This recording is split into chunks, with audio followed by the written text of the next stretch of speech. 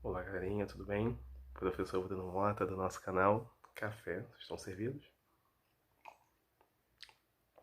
E escola, a nossa escola virtual, nesse período de 2020, onde nós estamos distantes da nossa aula presencial. Mas é bola que segue, tá? Mesmo com todas as dificuldades, temos que manter o nosso grau de conhecimento, fazendo o nosso cérebro trabalhar. E a aula de hoje voltada para alunos do segundo ano de filosofia, tá? Com o assunto tipos de argumento e aqueles nossos amigos amantes do conhecimento. Antes de mais nada, se gostarem do nosso vídeo, dê um ok, dê um joinha e se inscrevam no canal para receberem as nossas publicações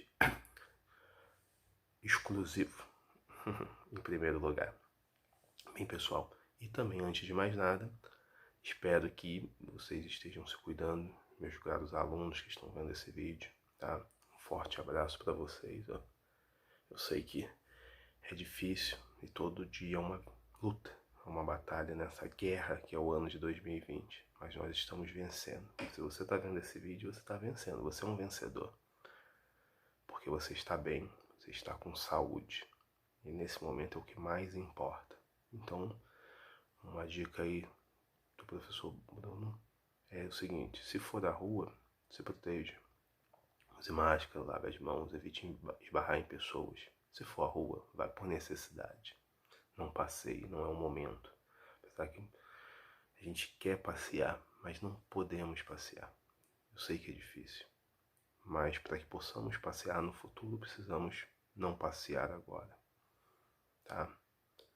Se puder, fique em casa, não vá à rua. Cada um tem a sua realidade, mas se for, tome todos os cuidados. Se cuide, porque você vai cuidar de você e do seu próximo. Isso vale para todos, tá? Mais uma vez, um abraço bem apertado aí do professor de vocês.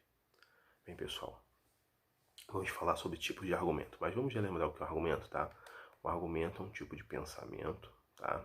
Que ele é constituído por um conjunto de proposições. O que é uma proposição? É uma frase, tá? Que pretende ser verdadeira ou falsa.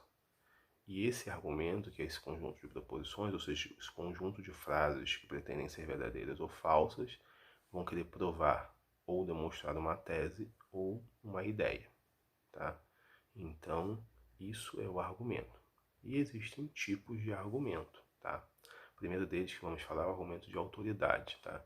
O que acontece? O que é o argumento de autoridade? A gente vai citar uma autoridade num determinado assunto para justificar uma opinião, tá? E essa autoridade pode ser uma instituição de pesquisa renomada, um pesquisador, um pensador, um grande cientista, um filósofo, um literato, etc, etc, etc, etc, tá? Exemplo, não sei se o meu celular vai pegar aqui direito, tá? Deixa eu ver se ele pega. Deixa eu ver aqui. Acho que não, vou ter que falar mesmo, então tá. Tá muito próximo, né? Tá, eu vou ler uma frase bem devagar para ver se fica melhor exemplificado. A frase diz o seguinte: se o governo não usar a polícia para garantir a segurança, o crime vai tomar conta da cidade. Porque, de acordo com Hobbes, se o homem for deixado à vontade, haverá uma guerra de todos contra todos, tá? A frase citada, ela vai falar sobre o governo, crime e segurança pública, tá? Ou seja, como controlar a questão da segurança pública. Só que para embasar esse pensamento ele usa de acordo com Hobbes, tá?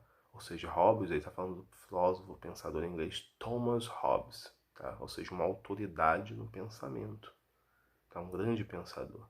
Então, para falar sobre governo, segurança pública, tá? Ele vai usar uma frase de Thomas Hobbes. É a mesma coisa quando a gente faz um trabalho, né? A gente faz um trabalho lá sobre comportamento da sociedade. Então, o comportamento da sociedade ele é desse jeito devido à Revolução Industrial, tá? De acordo com fulano, ciclano, beltrano, de acordo com o pensamento, é assim. Então, isso é um argumento com autoridade. Você vai ter a sua ideia citando a ideia de alguém muito conhecido. Beleza? Continuando, agora vamos falar sobre o argumento indutivo, tá? O que é o argumento? Vou tomar mais um cafezinho aqui, senão esfria, tá? Senão você vê. O que é o argumento indutivo? Ele vai te dar uma conclusão geral a partir de fatos particulares, tá? Também chamado de argumento por exemplificação. Exemplo, vou estar numa lida aqui, deixa eu rolar aqui a tela do computador. A corrupção é um problema generalizado no Brasil, e não só na política. Então aqui a frase já está começando com a conclusão. Ó. A corrupção é um problema generalizado no Brasil e não só da política. Podemos ver isso através de um grande número de exemplos. Pense nas pessoas que furam a fila do supermercado, que só negam imposto de renda, no guarda que toma um café na padaria de graça em troca de uma proteção especial para um estabelecimento, no estudante que tira xerox no trabalho para economizar, que copia o trabalho do colega. Ó, estudante, isso é tudo corrupção. E definitivamente no Brasil a corrupção é generalizada.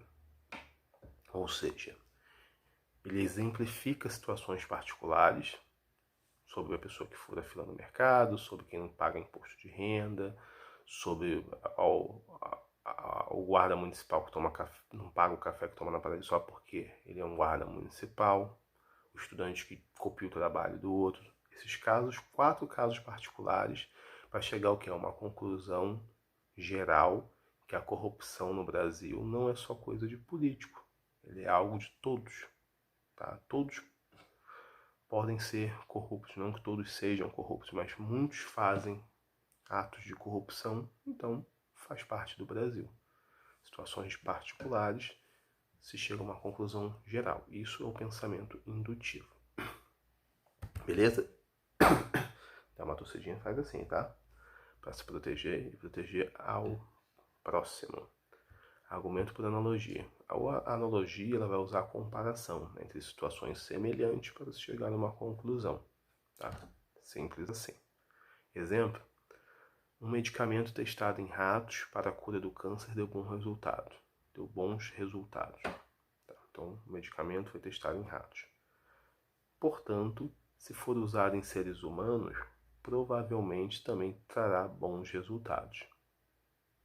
Ou seja, qual é a comparação aí, Bruno? A questão do homem e do rato. Na ciência, antes de testar qualquer medicamento, eles vão testar em animais, principalmente roedores, tá? Devido a questões, porque não pode se testar no humano de uma vez, precisa da cobaia, vamos dizer assim. E essa cobaia tem que ter alguma característica de algum organismo que seja não semelhante, não digo semelhante, mas que seja um pouco parecido com o ser humano, tá? Então, nessa testagem do medicamento, se o medicamento foi testado no rato, tá? E deu bom resultado, tá? Provavelmente no ser humano também vai dar bom resultado. Então, qual é a semelhança ali? É o tratamento, tá? Ou seja, o rato ele passou pela testagem e o ser humano vai passar pelo esse mesmo tipo de processo, tá?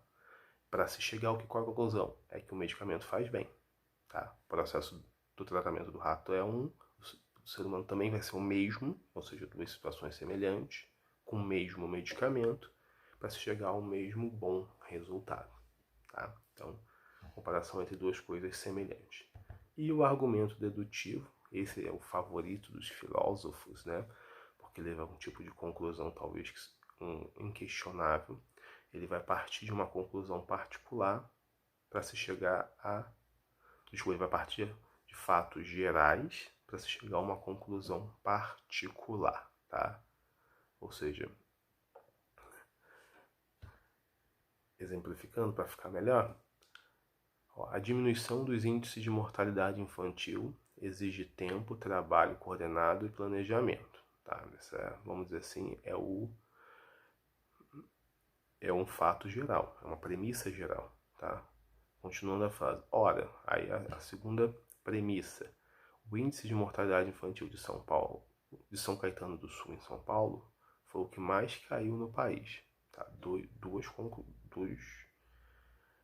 preposições, duas ideias, né, verdadeiras. Óbvio que aí vai chegar a uma conclusão. Então, portanto, São Caetano do Sul foi o município do Brasil que mais investiu tempo, trabalho coordenado e planejamento na área, para se chegar a um pensamento particular. Nesse tipo de pensamento dedutivo, um argumento as premissas são verdadeiras, a conclusão será verdadeira. Então, as premissas são ideias gerais, ou seja, a diminuição da mortalidade infantil exige tempo, trabalho, coordenação e planejamento. Estou falando para todos, em qualquer lugar desse mundo. Aí vai citar o fato de que o índice de mortalidade infantil em São Caetano foi o que mais caiu no Brasil. Então, se a diminuição da mortalidade de planejamento em uma cidade, São Caetano do Sul, no Brasil, foi o que mais caiu essa mortalidade, dois fatos gerais, vamos chegar a uma conclusão particular de que São Caetano do Sul foi o que melhor trabalhou essa questão do tempo, do trabalho e do planejamento. Do geral para o pensamento particular. Bem, pessoal, espero que todos tenham gostado da nossa aula de hoje. Se gostaram, dê um ok, dê um joinha, que todos estejam uma boa semana. Um abraço a todos.